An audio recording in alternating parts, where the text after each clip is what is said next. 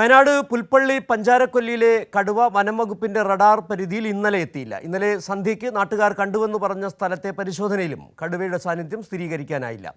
കടുവ വയനാട് ഡാറ്റാബേസിൽ ഉള്ളതല്ലെന്ന് സൂചന. വയനാട് പുൽപ്പള്ളി, മാനന്തവാടി, തലപ്പുഴ, വരയാൽ, കുഞ്ഞോം, തിരുനെല്ലി ഫോറസ്റ്റ് സ്റ്റേഷനുകളിലെ 85 വനപാലകരും പ്രദേശത്ത് തിരച്ചിൽ നടത്തുകയാണ്. സ്ഥിതിഗതികൾ വിലയിരുത്താൻ വനമന്ത്രി കെ ശശീന്ദ്രന്റെ നേതൃത്വത്തിൽ ഉന്നതതല യോഗം ചേരും.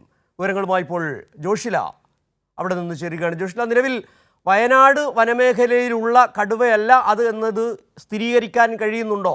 നേരത്തെ നമുക്കറിയാം, നേരത്തെ പല അവസരങ്ങളിലും വയനാട്ടിലിറങ്ങിയ പല കടുവകളും കർണാടക വനമേഖലയിൽ നിന്ന് വന്നതാണെന്നുള്ള വിവരങ്ങളുണ്ടായിരുന്നു. നിലവിൽ വനംവകുപ്പിന് ഇത് സംബന്ധിച്ച് കണക്കുകൾ ഉണ്ടാകാം, വയനാട് വനമേഖലയിലുള്ള കടുവകളുടെ എണ്ണത്തെ സംബന്ധിച്ചും.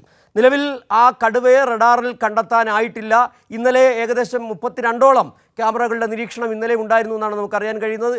ഈ ക്യാമറകളിലൊന്നും തന്നെ കടുവ പതിഞ്ഞിട്ടില്ലെന്നാണോ മനസ്സിലാക്കാൻ കഴിയുന്നത്?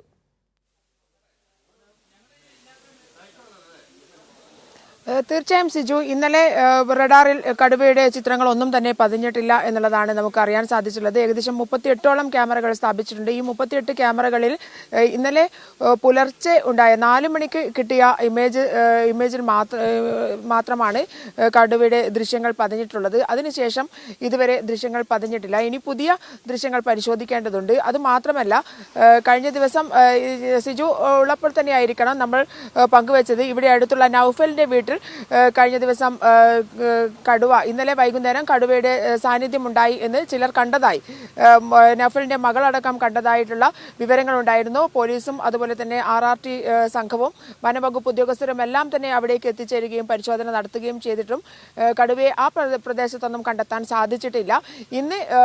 ഇന്നും അരുൺ സക്കറിയുടെ നേതൃത്വത്തിലുള്ള വിദഗ്ധ സംഘം തിരച്ചിലിനായി പുറപ്പെട്ടു കഴിഞ്ഞു.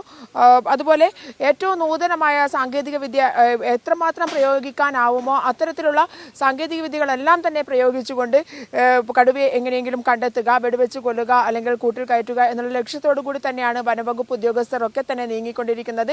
അതിന്റെ ഭാഗമായി തെർമൽ ക്യാമറ ഇന്ന് സ്ഥാപിക്കാനുള്ള ശ്രമം, അത് ഉപയോഗിച്ചുള്ള പ്രവർത്തനങ്ങൾ നടത്താനുള്ള, കടുവയുടെ ഹീറ്റ് കണ്ടെത്തി തിരിച്ചറിയാനുള്ള മാർഗങ്ങൾ ഉപയോഗിക്കുകയാണ്. ദിനേശ് IT സൊല്യൂഷന്റെ IT വിദഗ്ധ വിഭാഗമാണ് ഇതിനായി വന്നു ചേർന്നിട്ടുള്ളത്. ഇന്ന് അവർ ഈ ഒരു ദൗത്യത്തിലേക്ക് കടക്കാൻ പോവുകയാണ്. നമ്മുടെ കൂടെ ദിനേശ് IT സൊല്യൂഷനിലെ സാങ്കേതിക വിദഗ്ധനായ പ്രവീൺ ഉണ്ട്. അദ്ദേഹം നമ്മളോട് അതിൻ്റെ ഒരു പ്രവർത്തന രീതി തന്നെ വിശദീകരിക്കും എന്നാണ് കരുതുന്നത്. എന്താണ് ഇതിൻ്റെ ഒരു പുതിയ സാങ്കേതിക വിദ്യയാണ്, അത് ഉപയോഗിക്കാൻ പോവുകയാണ് ഈ രംഗത്തേക്ക്. എന്തൊക്കെയാണ് നാട്ടുകാർക്ക് അറിയാനുള്ള ഒരു താല്പര്യം കൂടി ഉണ്ടാവും, എന്തൊക്കെയാണ് പറയാനുള്ളത്? ഇത് തെർമൽ ക്യാമറ എന്ന് പറയുന്നത് ഒരു ഹീറ്റ് എമിറ്റിംഗ് ബോഡി, ഏതായാലും അതിൻ്റെ ഹീറ്റ് ഡിറ്റക്ട് ചെയ്ത് വേർതിരിച്ച് കാണിക്കുന്ന ഒരു സംവിധാനമാണ്. നോർമൽ ഒപ്റ്റിക്കൽ ക്യാമറയിൽ കാണാത്ത പല കാര്യങ്ങളും നമുക്ക് തെർമൽ ക്യാമറ വഴി കാണുവാൻ സാധിക്കും. കുറച്ചും കൂടി വിശദമായിട്ട് പറഞ്ഞു കഴിഞ്ഞാൽ, ഇപ്പോൾ ഫോഗുള്ള സമയങ്ങളിൽ, രാത്രി സമയങ്ങളിൽ ഇതിലെല്ലാം നമുക്ക് ദൂരപരിധി ഉണ്ടല്ലോ.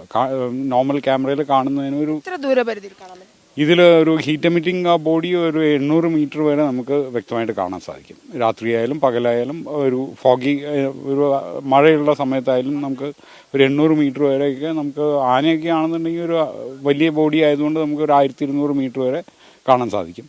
കടുവ, പുലി അങ്ങനത്തെ കുറച്ചും കൂടി ലാർജ് ഒബ്ജക്റ്റ് ആണെന്നുണ്ടെങ്കിൽ ഒരു 800 മീറ്റേഴ്സ് വരെ നമുക്ക് കാണാൻ സാധിക്കും.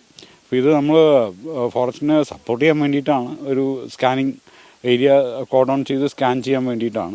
ഇപ്പോൾ അടുത്തേക്ക് പോകാൻ സാധിക്കാത്ത സ്ഥലങ്ങളിൽ നമുക്ക് ദൂരത്തു നിന്ന് തന്നെ വെഹിക്കിൾ മൗണ്ടഡ് ആയിട്ടുള്ളതുകൊണ്ട്, നമ്മൾ പോർട്ടബിൾ ആയിട്ടുള്ളതുകൊണ്ട്, അത് RRT ടീമിൻ്റെ കൂടെ ഒരു പോർട്ടബിൾ സംവിധാനം അവർ കൊണ്ടുപോയിട്ടുണ്ട്. ഇത് വണ്ടിയിൽ പോകുന്ന സമയത്ത് സ്കാൻ ചെയ്യാനായിട്ട് വെഹിക്കിൾ മൗണ്ടഡ് ആയിട്ടുള്ളൊരു സംവിധാനമാണത് നമ്മളിപ്പോൾ സെറ്റ് ചെയ്തിട്ടുള്ളത്. കടുവയുടെ ഒരു സാന്നിധ്യത്തിലൊരു ശബ്ദം പ്രശ്നമായി മാറും. ശബ്ദം വണ്ടി ഓഫ് ചെയ്താലും ഇത് വർക്ക് ചെയ്യും. ഇപ്പോൾ വണ്ടി ഓൺ ചെയ്തിടേണ്ട ആവശ്യമില്ല. നമ്മുടെ വണ്ടിയിൽ എല്ലാവിധ സജ്ജീകരണങ്ങളുണ്ട്. ഒരു 24 മണിക്കൂർ പ്രവർത്തിക്കാവുന്ന ബാറ്ററി ബാക്കപ്പ് ഉള്ള സംവിധാനമാണ്.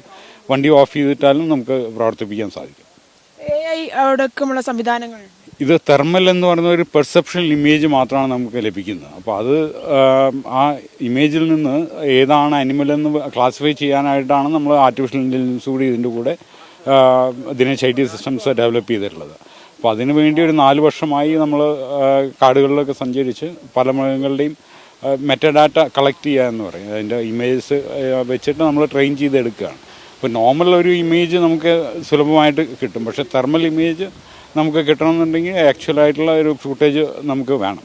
അപ്പോൾ അതിനു വേണ്ടി നമ്മൾ പുത്തൂർ സുവോളജിക്കൽ പാർക്ക് അല്ലെങ്കിൽ ആന ഉള്ള സ്ഥലങ്ങളൊക്കെ പോയി രാത്രിയും പകലും അതിൻ്റെ ഇമേജസ് ക്യാപ്ചർ ചെയ്ത് അതിൻ്റെ ഒരു മെറ്റാഡാറ്റ തയ്യാറാക്കിയിട്ടാണ് AI നമ്മൾ ട്രെയിൻ ചെയ്തെടുത്തിട്ടുള്ളത്. അപ്പോൾ നമ്മുടെ ദിനേശ് IT സിസ്റ്റംസിൻ്റെ ഡാറ്റ സെൻറ്ററിലാണ് നമ്മളിതെല്ലാം ട്രെയിൻ ചെയ്യുന്ന സംവിധാനമുള്ളത്.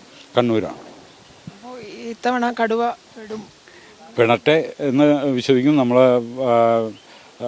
കഴിഞ്ഞ തവണ ബേഗൂർ മഗ്ന എന്ന് പറഞ്ഞൊരു ആനയുടെ സംഭവം ഉണ്ടായപ്പോൾ അതിനും നമ്മൾ വന്നിരുന്നു ഫോറസ്റ്റിനെ സപ്പോർട്ട് ചെയ്യാനായിട്ട്. നിർഭാഗ്യവശാൽ അന്ന് ആന കർണാടക ബോർഡറിലായിരുന്നു, നമുക്ക് അങ്ങോട്ട് വണ്ടി കൊണ്ടുപോകാനുള്ള സൗകര്യം ഉണ്ടായിരുന്നില്ല. ഇപ്പോൾ എല്ലാ ഇതുകൊണ്ട് നമുക്ക് പരമാവധി ശ്രമിക്കാം. ഇതാണ് സിജു വിശദീകരിച്ചത്. കാരണം ശരി, കടുവയാണ് ജോഷ്ല,